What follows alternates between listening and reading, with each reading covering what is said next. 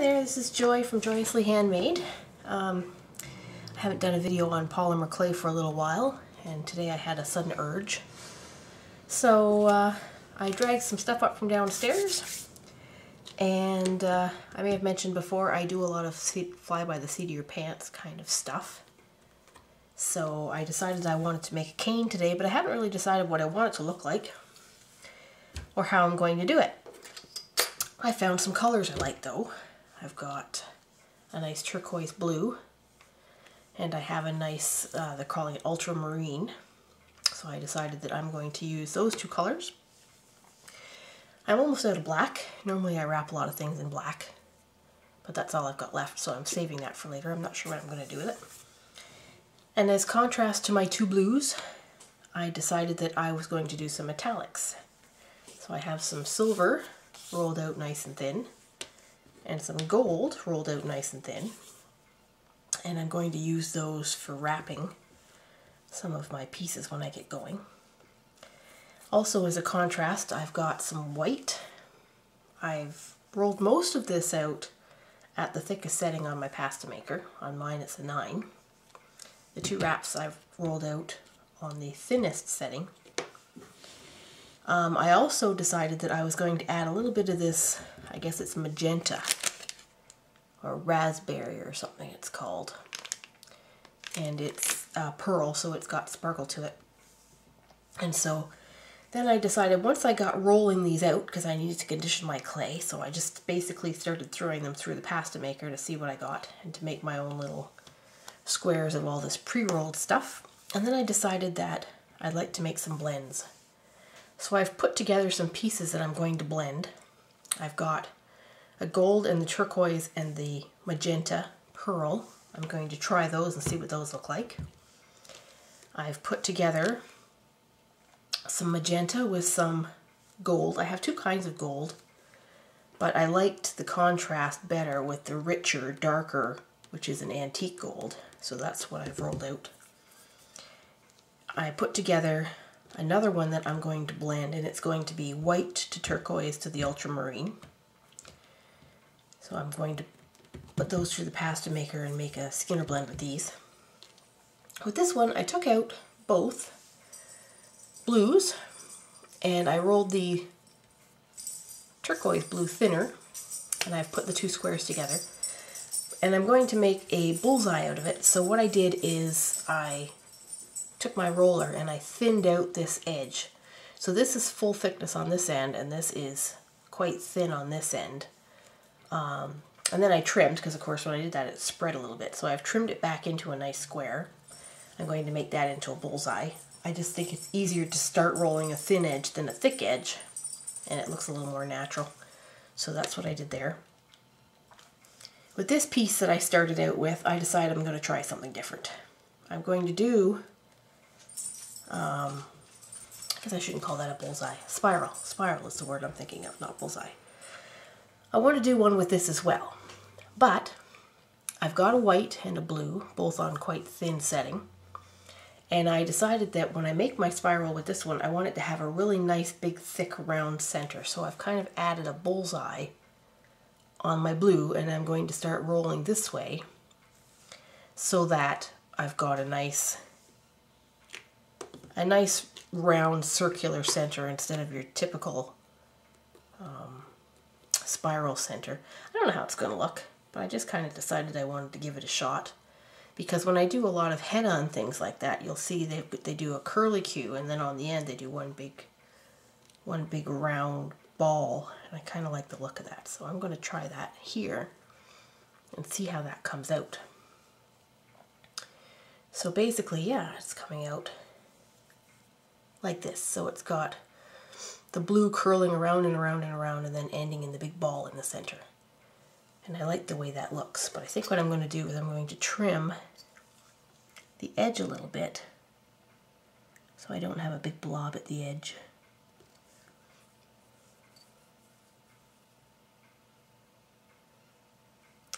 I like to keep it so there's not too much white though, so I'll see if I can get it trimmed nicely so that it's not a big white stripe.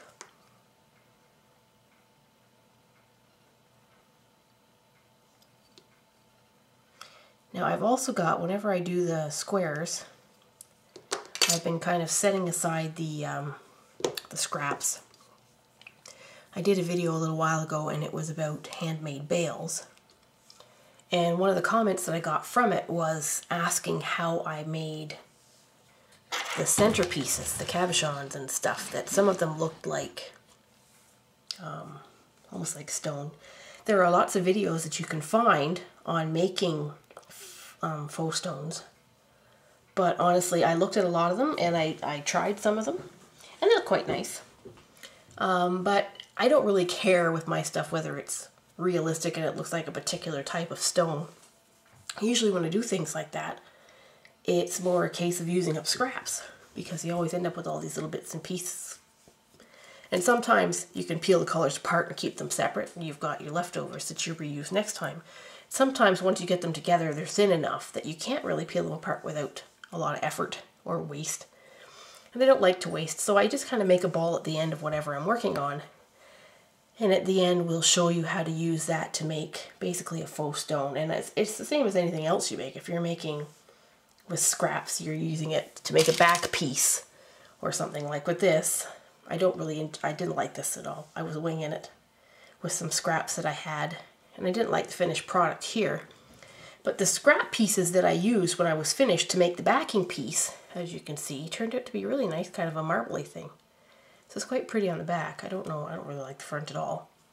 But anyways, this is all I'm usually doing, is I'm taking my scrap pieces and I'm blending them and mixing them and putting them through the pasta maker, and eventually you get all these nice marbly lines and different color variations and things like that. So that's what I usually end up doing with the pieces that I can't peel apart, separate into their own original colors. And that's fun to do. So I also used some of that when I was doing that project to make this one. And then I made like a rolled bale and edge for that as well. So again, it doesn't look like any kind of natural stone that I'm aware of. I just kind of like the marbly blends of colors and the patterns that it gets. And so that's what I usually do with my scraps. So that's why I've got this set aside. And someone had asked me to do a video on how to do that, but I don't think it really requires a whole video because all you really do when you're done is roll it a few times and twist it and put it through the pasta maker or whatever, and you end up with that kind of thing. So that's what I'm doing with all these little bits and pieces. I'm going to start putting together my blends and things. So I've got my first little pinwheel roll. I have no idea how I'm going to put these together yet. I haven't really decided. Because like I say, always a seat of the pants kind of person. I'm trying to decide really whether I want to have the dark on the outside or the light on the outside for my other spiral. And I think because I've got this one with the dark on the outside, I'll use this one with the light on the outside. And I'm taking my thinned edge, and that's where I'm going to start rolling. I find it really, really hard to start the edge of these. This is not my forte, is starting the edge of these. That's why I roll it down as thin as I can on the starting edge, because I just find it makes it a little easier to get going. Okay. You tuck your ends in and just keep rolling. And I had a bit of an interruption earlier. My hot tub arrived, so I had started doing all this and then left it for a little while. And I've had to get back to it now. So some of my, my clay is a little cracked because I conditioned it a while ago and it's been sitting in the air. But since it's all going to be rolled up, the only edge I'm really worried about is the outside.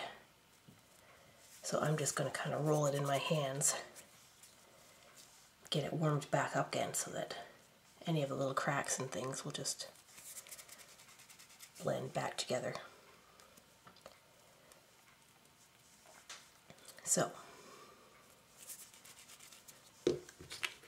So far we've got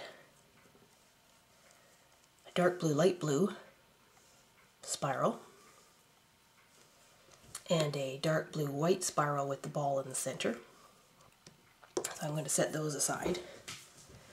And I'm going to work on my Skinner blends, and I haven't really decided what to do with them once I get them done. I like doing, I'm going to at some point probably do another one of these spirals. Or I might just use one of these. I might actually do it with this one later. I like spirals, but for whatever reason, I like them better when they end up being triangular. So usually I end up making the spiral like this, and then I'll press it into a triangle shape. And I just kind of like the way that it spreads out and makes a nice pattern. So I might do that with one of those later. For now, I'm just going to take a minute and I'm going to blend some of these. And I might roll them up when they're done blending, and I might kind of fold them back in on itself like a fan. I haven't really decided. Kind of all depends on how it comes out in the wash.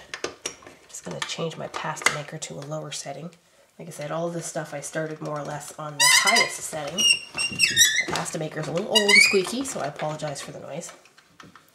And of course, once you start, you're going to take the pasta, you're going to put it into the machine this way so that your colors aren't stretching way out. You can do that at the end, depending on what we're going to do with it. But in the meantime, you want to fold it on top of itself. This section here, I've got more or less straight. So this should have a fairly definite change in color from this blue to this blue. And this one, as you can see, I've cut on an angle, and that's going to give me an area in the center where these colors blend. And then we're going to make sure, in case you haven't seen these videos before or done this before, to put the folded edge into your pasta maker so that you don't catch air bubbles. Obviously, you can see that there's lots of room for air to get in there. If you go this way into the pasta maker and roll, it pushes all the air up into the center, and then it's hard to get it out. So folded edge in. Again, I apologize for the squeaky. And this takes a few minutes. So I will just putter away at it here kind of quickly instead of talking as much as I normally would.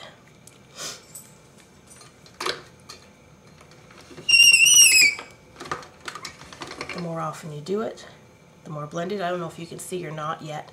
Through the white you can see the blue. On this edge it's very definite. And you just keep folding it over, putting it in the same direction with the folded edge first. And the more you do it, the more blended it gets.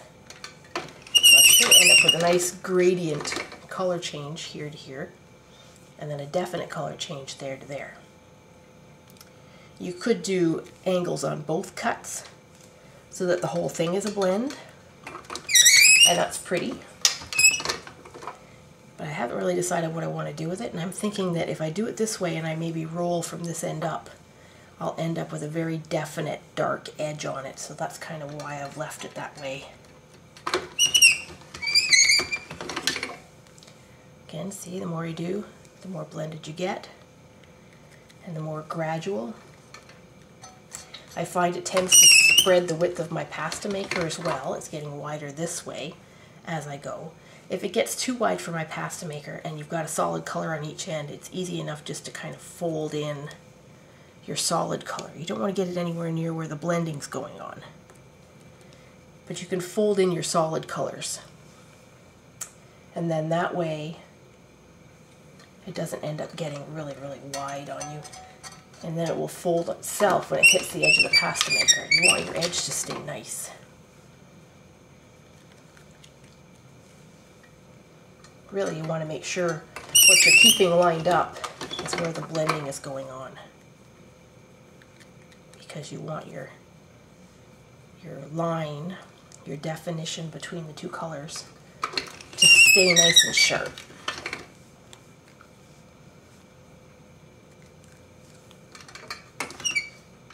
And again, it takes a little while. None of my videos ever end up as short and sweet as I think they're going to. It always ends up taking a while. Part of that is me babbling. Part of it is me trying to figure out what I'm going to do next.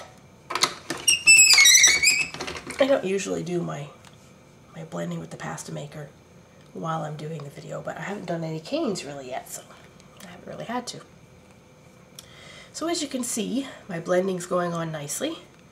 This line here is spreading a little bit, but it's still pretty close to a definite change from one color to the next. So that's good. Excuse to me. The handle always falls out of my pasta maker. There we go. So we'll keep going. You can keep going until it's really, really blended, or you can decide when you want to stop. I think I'm going to stop here because I like kind of the 3 color shift going on. It's not really gradual, but it's pretty. And at this point, I'm going to make my pasta maker go down to the thinnest setting. And instead of putting it in the pasta maker on this edge, I'm going to put it through the pasta maker this direction. And it's going to spread this out nice and thin and give me a nice long piece that I can then decide whether to roll up into a bullseye or to fan fold. So here we've got the finished blend. And I can start at one end or the other and start rolling, or I can fan fold back and forth. Oops, getting stuck to everything else. If I fan fold back and forth, I think what I'd like to do, I think that's what I will do, is fan fold back and forth. And I want to do it so that it gets narrower as it goes to my lighter color. And I'll tell you why I'm doing it that way. So when I'm folding, instead of trying to make sure that my lines all add up exactly, which I would do if I was trying to make a square, I think I'm going to try and make this into kind of a triangular piece. And so when I do this fold, I'm going to get narrower with each one. I don't know if you can see that very well or not. But instead of lining my edge up with the one before it, I'm bringing it in a little closer each time.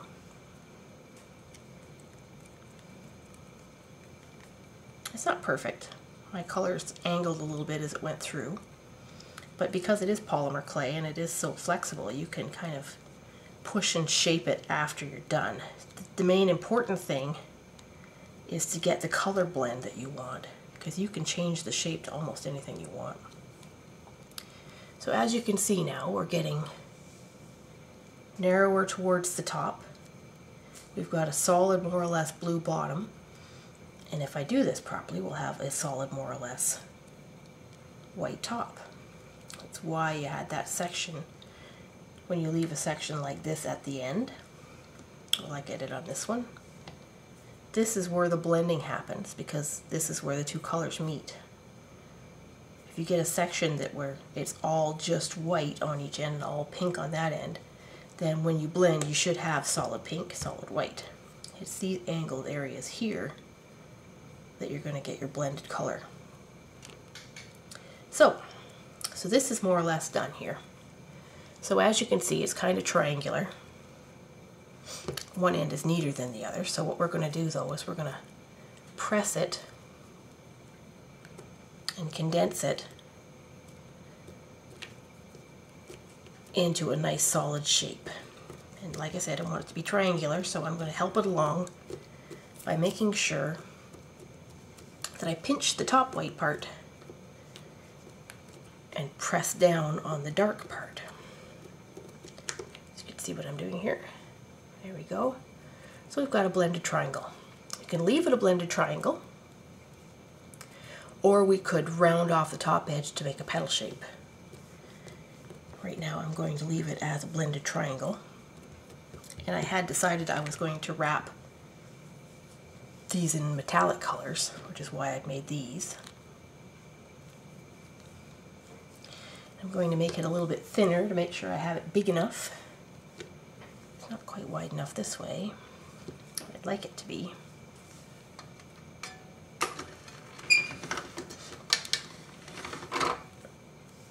Is that wide enough that way now? Yes, all right.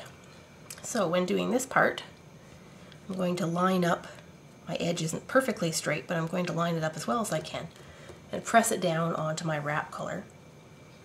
It's a little bit wider than I need to, so one end is going to be pretty much lined up and the other end I'm going to trim. I'll put that with my blob of gold that I've got set aside. And then I'm just basically going to press down each side, get it as tight as I can,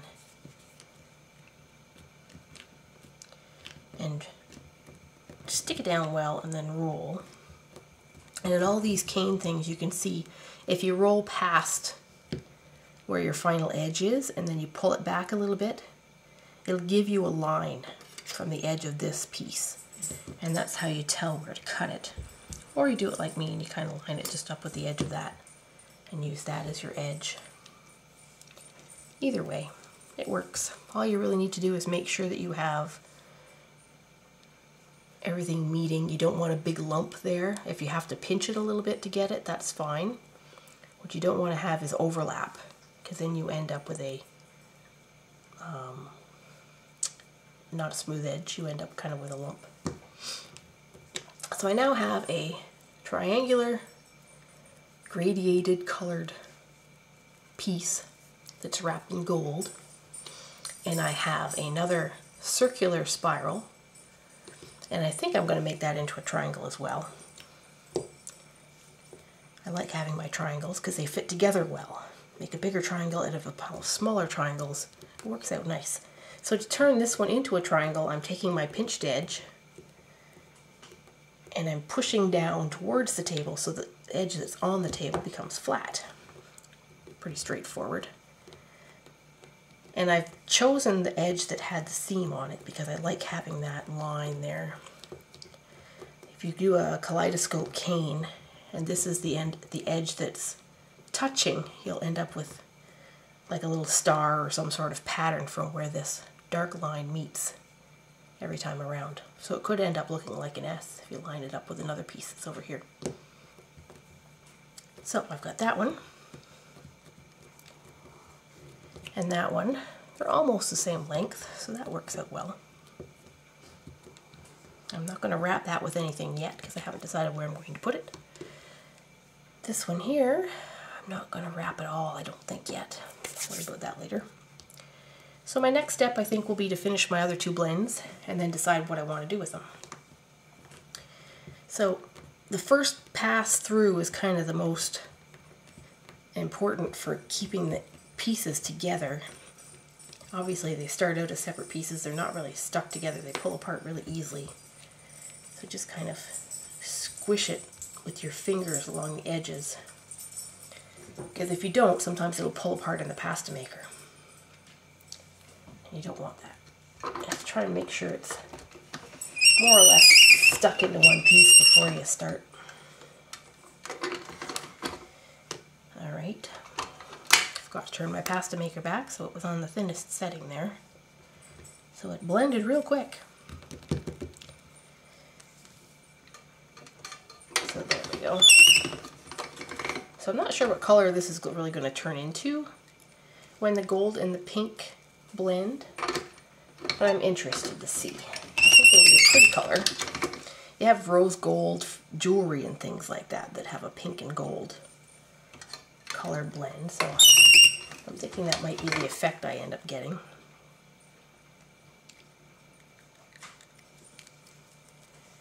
I keep forgetting to put this far enough away from myself for the camera to see it, sorry.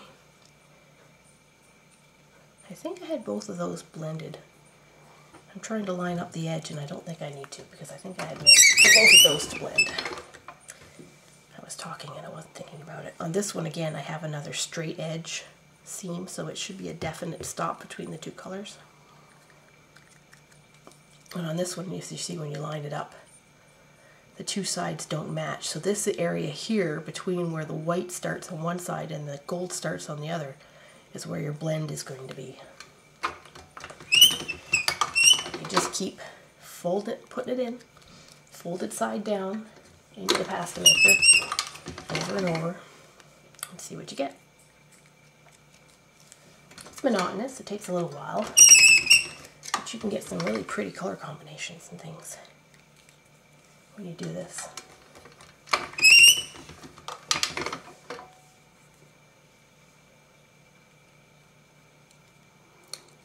So in this case, because I am blending here and here, I'm lining up these edges to make sure that I have my piece straight. And again, when it gets too thick, too wide for the pasta maker, I'll fold in the solid portions just to make sure that Everything stays tidy and it doesn't go up the sides of the pasta maker when it gets too wide.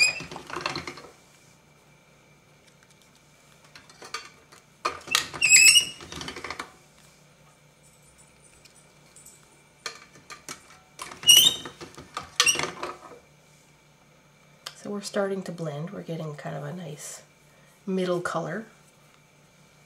Obviously the gold and white blend is just going to be a lighter gold, which, if you're not catching the sparkle from the gold, looks more like a tan color maybe. But still pretty.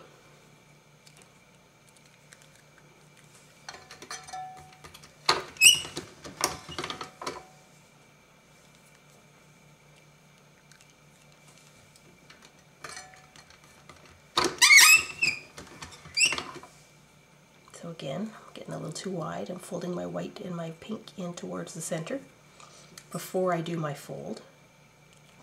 And then I'm lining up these two edges. Sometimes it'll end up a little bit stretched out on the first one, as it did here, because obviously I've put a whole bunch of clay in one area when I do that. But usually after a turn or two it settles back down. The important thing is to keep it from getting unmanageably wide so that you can keep blending. You have to be able to blend it often enough to get your nice graduated color. I think I'm only going to do one or two more turns because I think it's quite pretty.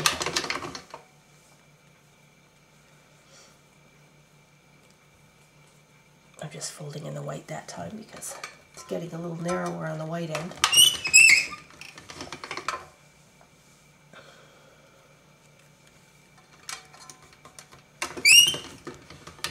Okay, so I quite like it now. So this is what I've got.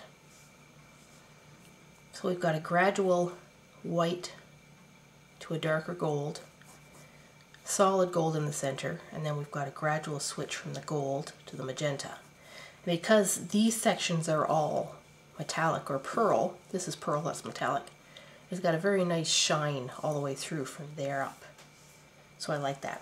So I'm going to switch my pasta maker down to the thinnest setting. And I'm going to start at my light colored end. And I'm just going to pull it through. And I'm going to do it one more time.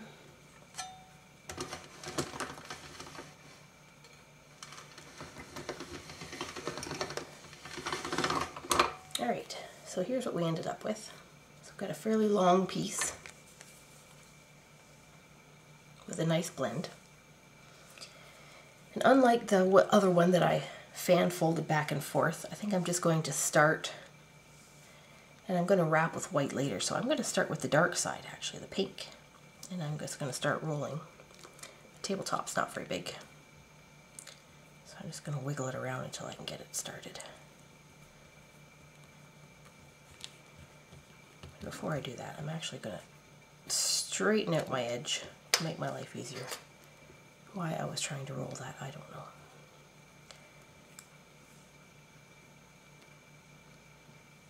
I'm just kind of folding over the first edge. Like I said, I don't have much luck with the first little bit of the roll. I don't like doing that part. It doesn't never end up as smooth as I'd like it to.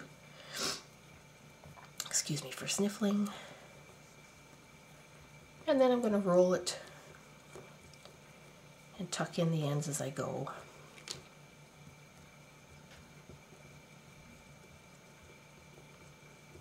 Alright.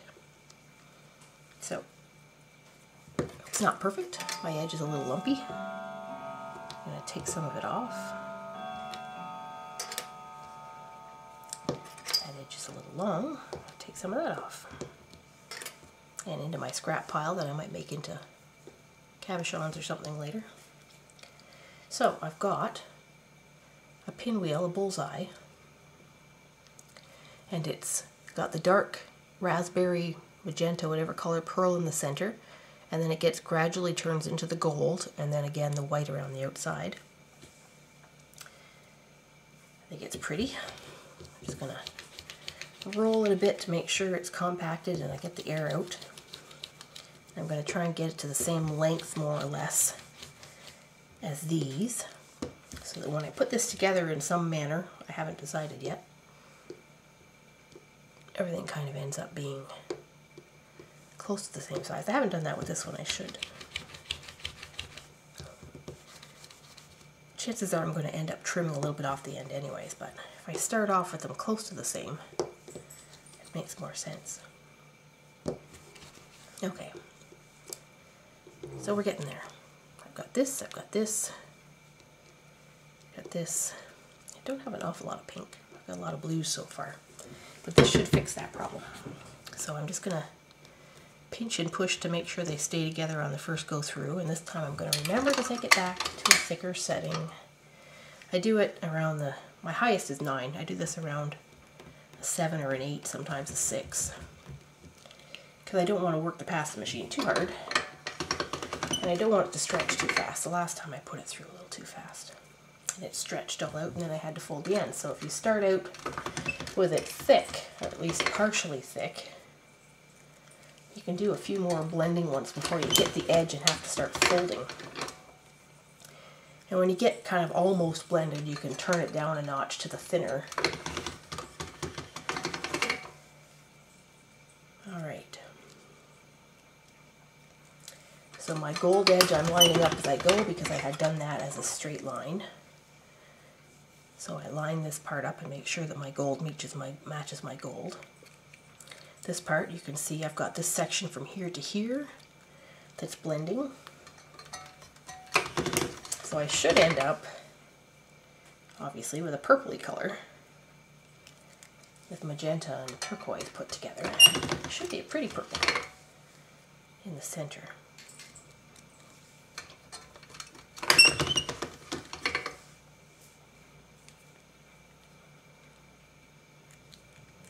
I'm not very worried about this edge right now, because at some point I'm going to have to fold that magenta back on itself. Actually, I can do a little bit of that now. I'm really more worried about matching my gold so I don't end up accidentally blending the gold and the blue any more than I have to. Again, so you can see the purpley colors coming out. Some people manage to do this and they do it, make it look so easy, and everything ends up coming out in nice long squares and everything's all lined up nicely when they're done. I just end up doing a lot of trimming and stuff, or fudging to get it to work. But I still have fun with it. So I'm going to fold my gold in here. I'm going to fold my pink in there because I am getting too long for the pasta maker.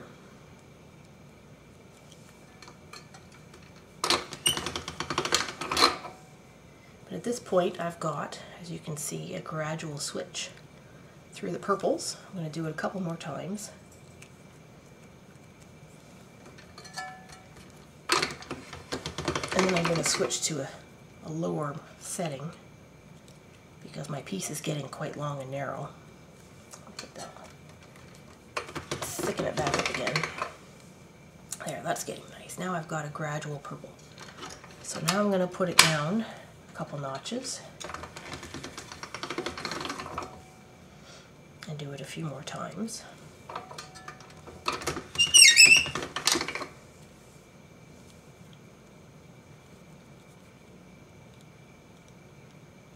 I do have a little bit of blending on the gold end, which actually seems to be going almost like a greenish color, I guess. Well, gold and yellow, obviously, fairly close.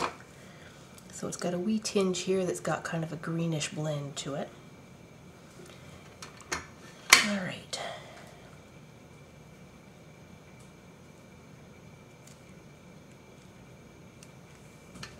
I'm pretty much at the width of the pasta maker now.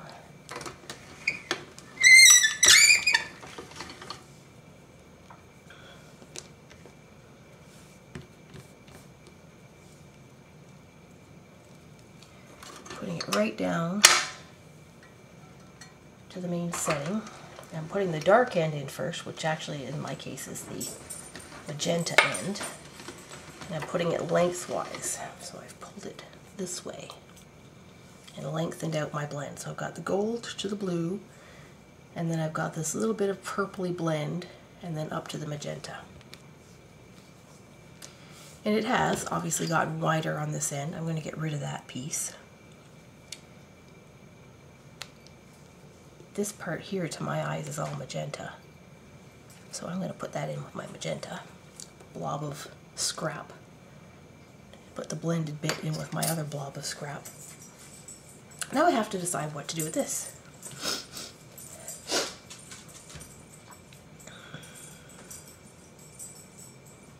And I'm just not sure. A couple triangles. Maybe I'll try and do a little square. So maybe I'll fan fold back and forth a little bit to get a nice little square piece. So I'm starting at the gold. I'm not going very wide. I'm just kind of fan folding back and forth. And instead of last time where I went gradually narrower towards the top, I'm trying to line up my edges as I go so that it stays more or less a tall, narrow square. And you can see the gradual color change. It's got the gold, it's got a little bit of a tiny green tint here, and then it's got the blue turquoise to the purple, almost like sunset colors really, and then to the magenta. So I think it's quite pretty. I like the way it's turning out. And I'm fan folding back and forth. Sorry, I'm off screen. I keep forgetting to look and see where I am on the camera. And I'm just doing this very softly. I'm not really packing it down yet. I'll have to do that in a minute. I just want to make sure and get my edges kind of lined up so it's squarish. So this is what we end up with. And I'm just going to push down on it. Like I say, nice rainbow colors. Compact it.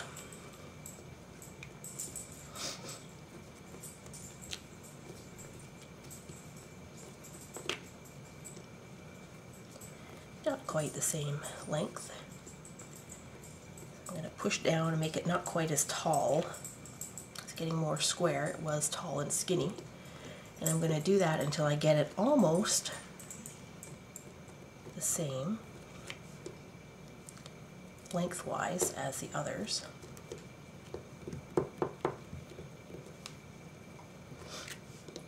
Okay, so this is what I've got here. Nice color blend. I'm trying to decide where to go with it. I have a real sudden urge to just cut down the middle and put a wedge of some form in there so that that ends up with a V of color blended in a solid piece in the center. I don't know why I want to do that, but I do. I don't know. Let's try it. I've got this little scrap of gold, so I think what I'm going to use to put down the center is the gold. It's kind of the least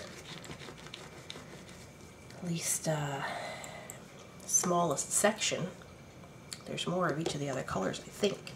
And also I like the fact that it didn't really blend, so it's going to stand out, I think, if I do this. So I'm just taking my scrap piece, working it in my hands to get it so it's all blended again, because it was kind of dry and crumbly. And when I get a piece that's about the same length as that block, I'll make it even in some way. Maybe I'll put it into a triangle or V or something and use it that way to turn that square piece into kind of more of a triangular piece.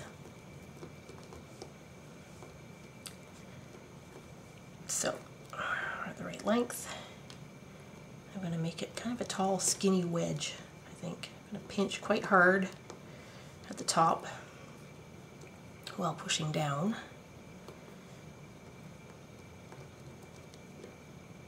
And obviously that's lengthening it, but still. So I think now what I'm going to do is I'm just going to line this up and I'm going to cut with my razor blade down. I'm not going to go all the way through, I'm going to go right down into the magenta color on both sides. I'm going to split it, and I'm going to tuck this triangle piece into it. So now I have basically the blended piece, and the gold goes across the top and down the center. And I'm going to push that down in with my fingertip to get it so it's all lined up. You can see both ends. And then I'm going to put the gold side down on the table and push. And I do want to make this a triangle, I think, but I don't want to mess with my blended bit. So I'm going to get some of my scrap bit of the pure magenta, and I'm going to make another little tube, and I'm going to put it on top there so that I'm not folding my, I could pinch it like this, but some of this might be blended and I don't want to mess with the color gradient. So I'm going to add to it to make it a triangle. So far we're going to have 3 triangles and 2 circles, and then I have to figure out what to do with my cane, because this is all just prep work for the cane.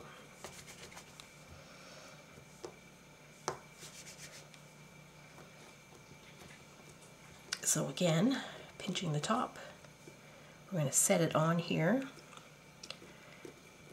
push down and pinch so that we now have a triangle. And obviously that's going to have to be played with a little bit to make sure those pieces are stuck together and blended nicely. So that's what I'm doing. Just keep pushing it around, make sure it's stuck on there good and it's all the nice shape. So this is what we're ended up with. And I think I want to wrap that. I don't want to wrap it in one of the colors that's in it. So I think I want to wrap it in some white. I'm going to take this piece that I had cut thicker for something else. I hadn't really decided what to do with it, but I cut it thicker anyways. Or rolled it thicker, I guess I should say. I think I want to wrap this in pure white so that all that nice bright color stands right out. And again, I'm lining up one edge and this edge. I'm going to trim it to the right length. Set all my white stuff aside so I can use it for something else. Push it down well and then roll. And just kind of lift and pull back towards the corner to make sure that this edge here, the corner, is tight. Push down, roll. Again, lift it and wiggle it a little bit to make sure that it's right into the corner. Get a little narrower as I went, it seems. There we go, okay. So now I'm going to trim off that edge. Set that aside with my white. So this is what I'm ending up with. I think it looks beautiful.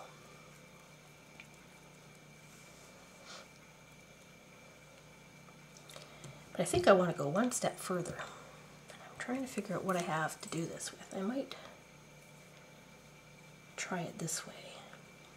This is just a X-Acto knife, and I'm just using the round handle edge of it to make a valley in my gold triangle part. I think I'm going to put a little bit of white in that valley if I can figure out how to do it. I just want to put a little white groove in it.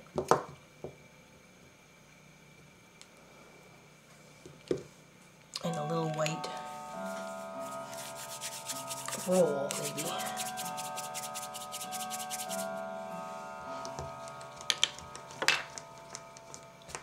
Not very big, just something to break up that little triangle in the bottom.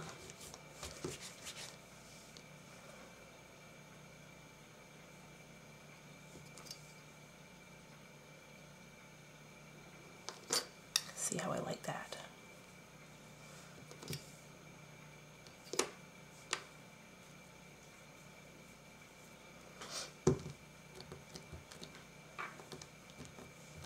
Okay. So we have this here. We have these, and these, and this,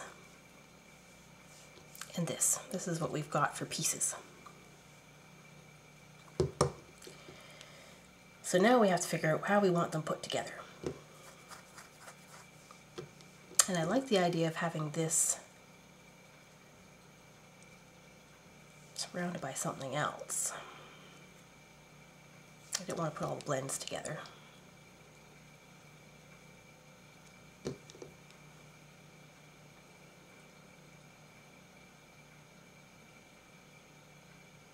I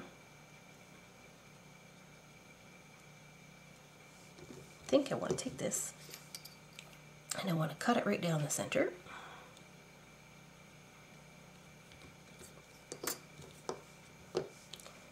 And I want to put that, I should stretch that out a bit before I cut it. Put that here.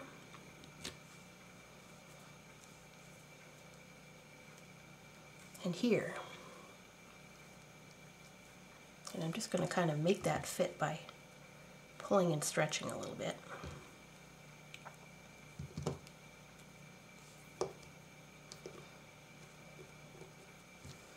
And I'm going to put those there. I'm lining my white up with my white. Here we go. One side's a little bigger than the other because I didn't measure quite as well as I could have. And since I've got this valley down the center to do something with, I think I want to fill it with white.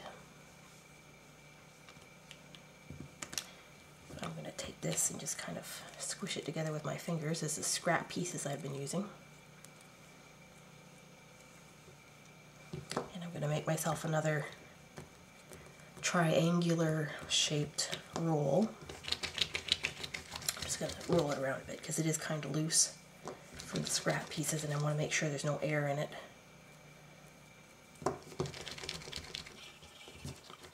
If you start rolling it around and it kind of disintegrates in the middle, you had an air bubble, and that's not good.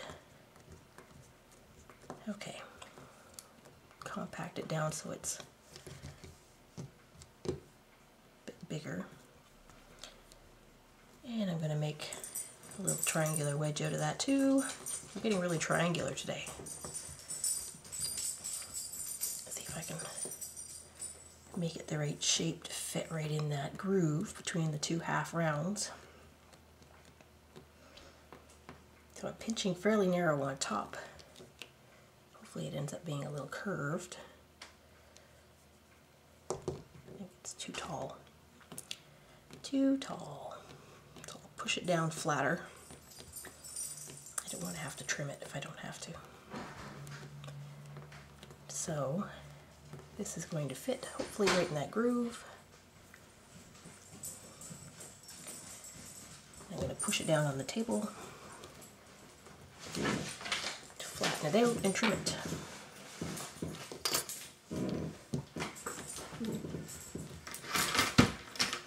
At this point we've got something that looks kind of like that. Hopefully that holds my nice round shape corners. So if I sit this like this, I think that's pretty. I'm going to match those two up, although my gold is a little bit shorter than the other, so I'm just going to give it a little tug and wiggle, like so, to get them the same length. And I'm going to put the two wide ends together. Oops. The two wide ends together. I'm just going to kind of squish them together as good as I can for now. It's kind of an awkward shape to deal with. So if I put triangular pieces here and here, it's going to end up being a wedge shape, which would work just fine. I do have the triangular piece there, but I don't want the blue too close to that blue. So I can put it on this side and end up with a triangular shape as well. And then I've also got this guy to deal with. I'm not sure what I want to do with him. And I've only got one of these. So I need two things and I've only got one. So we're going to make this bigger. We're going to make it longer, I should say, so I can get two of them out of it. And then we'll fill in the space that's between with something else. So when compressing a triangle, obviously you're going to do one side at a time, flip it over, just keep pinching the top and squishing towards the back. And then every so often you can give it a little smoothing out and that helps stretch it. Doesn't take long. The edges will always distort. But as you can see, I like how the spiral looks better in a triangle to me, I think. So I'm adding that to the scrap pile. Here's the other end. And then I'm going to cut this in half, more or less. And we're going to decide whether we want to put it down here on the white side. Maybe like that. Oops. I like that, that's nice. Okay. So I think we're going to put that like that. And we're going to put it far enough down that the white stays between. I don't want to have all blue on the top. Switch to the other end and make sure again that they're stuck down. Lots of white in between. So now in order to get this to a nice triangular shape, I kind of need to fill this space here. And I do have this. But again, I think what I'm going to do is make it smaller and longer, cut it in half, put one on each side. So that's what we're going to do. Obviously, making a tube or a cylinder smaller is the easiest thing because you just roll with your hand. The only thing about it is if you do have a line like this and you're doing the rolling with your hand, like you did with Play-Doh as a kid, sometimes this will twist. So I just stop once in a while and give it a pull to make sure I still have it lined up.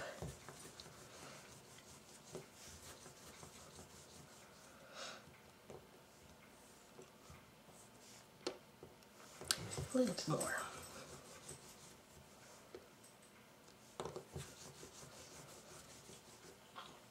And we're going to straighten up our line again. I think that'll do it.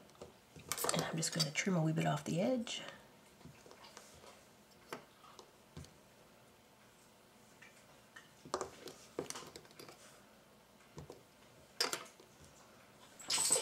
This is how our curl with the ball in the middle turned out. Kind of like it. This side is fatter than the other, so I'm just going to try and make them as even as I can.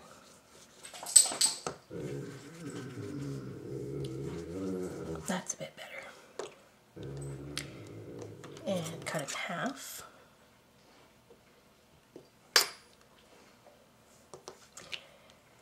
And then we're going to put it in here somehow or other. So what we have to decide is how we want the curl to go. I think I want the curl to go out, so it's curling this way. And curling that way. Just going to tuck it in there. Stretch it to make sure it's the right length. Match the other end.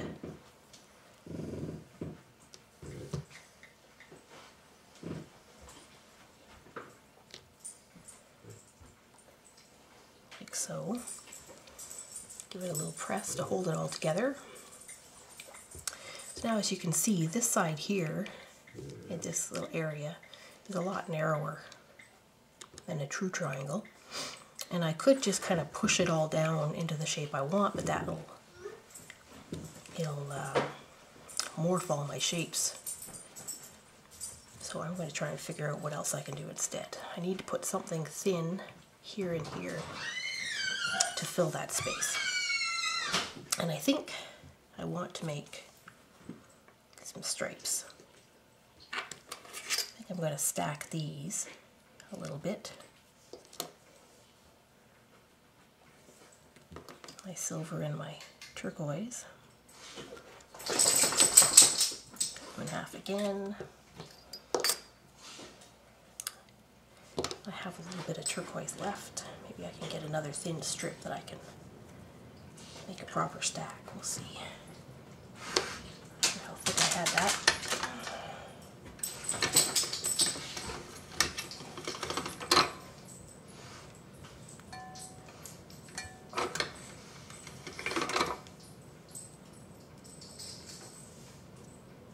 Not quite. Just trying to get it so that it'll match this.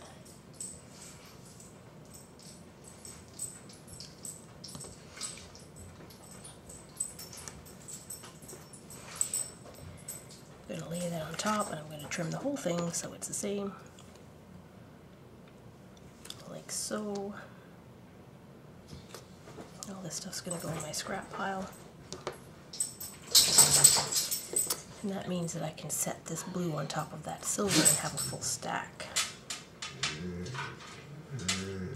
So that gives me silver blue, silver blue, silver blue across like that. Lining up my edges and trimming. So now I have a nice striped stack.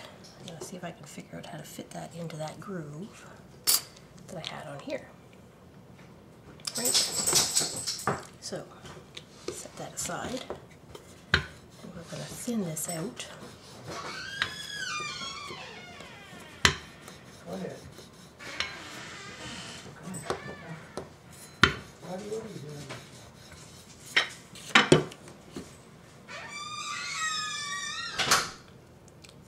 Like so.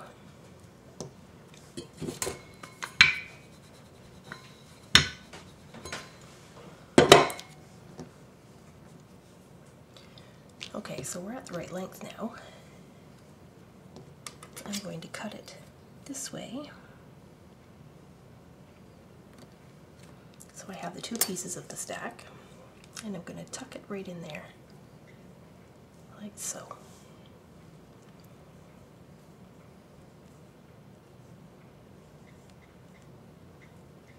But before I do,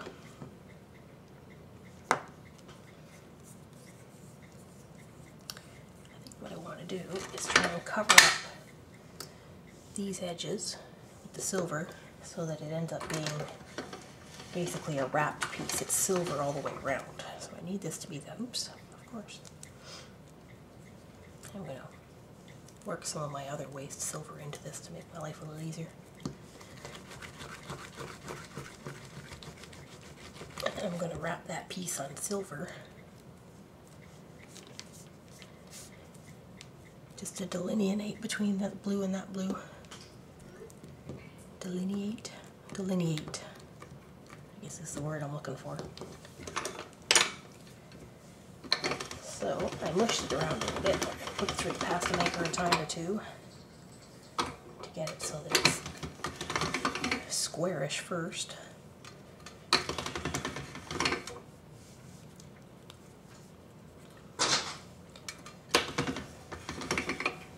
Now we're going to crank it down to a nice thin. There we go.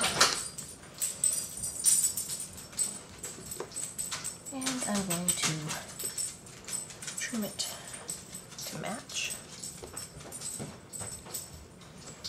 like so. Now I've got silver, top, bottom, and side. I do the other side.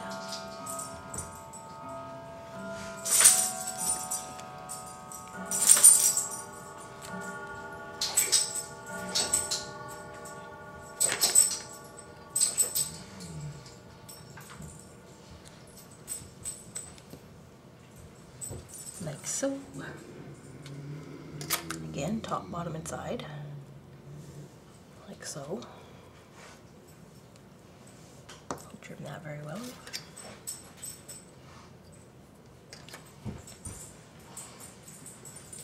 So there's one. I'm going to tuck that in there. Like so.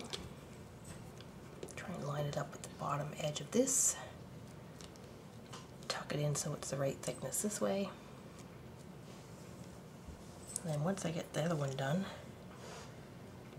I'm going to start compacting this all down into a nice neat triangle, if at all possible.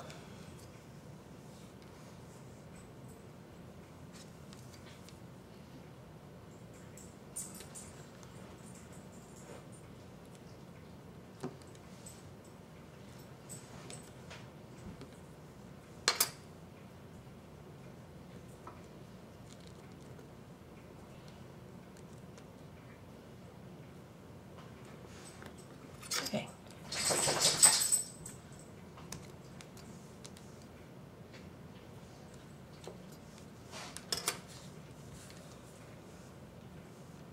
So again, silver on all four sides.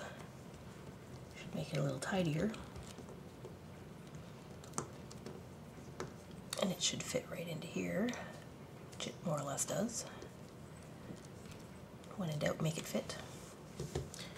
So we have a basic triangle shape, like so. It's interesting, I think. Lots of color gradients, lots of different shapes. So, get all my scraps out of the way. What I'm trying to figure out is whether or not I'd like to do a wrap on the whole outside. I don't think I will, because I don't want it to be, I want the edges to blend so that this one will touch the other blue when it comes up against it. So basically what I need to do now is compress it.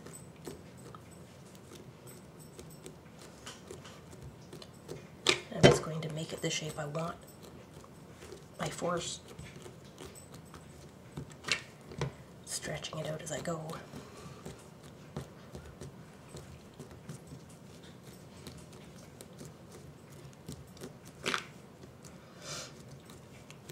One of these days too, I'll figure out how to edit my videos so that I can actually kind of speed the time frame up on this so that you don't have to watch all this part. I haven't done that part yet. I haven't figured that out. That's why all my videos are so blooming long. I apologize.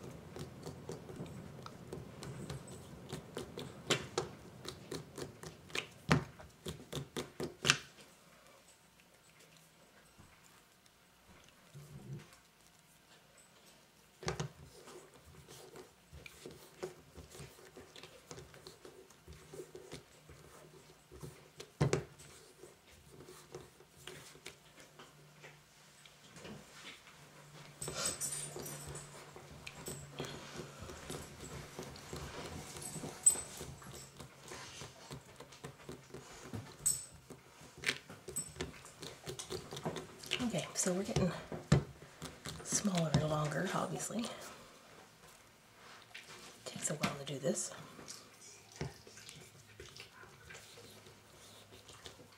I'm being told I'm not enunciating, and I need to talk louder. I was talking louder before you got home, actually, but then I felt kind of like an idiot sitting here muttering to myself. So, with an audience, I now have an audience that isn't just the dogs. So, it seems sunny to talk to myself. Anyways, so we're getting there. We're getting bigger. I'm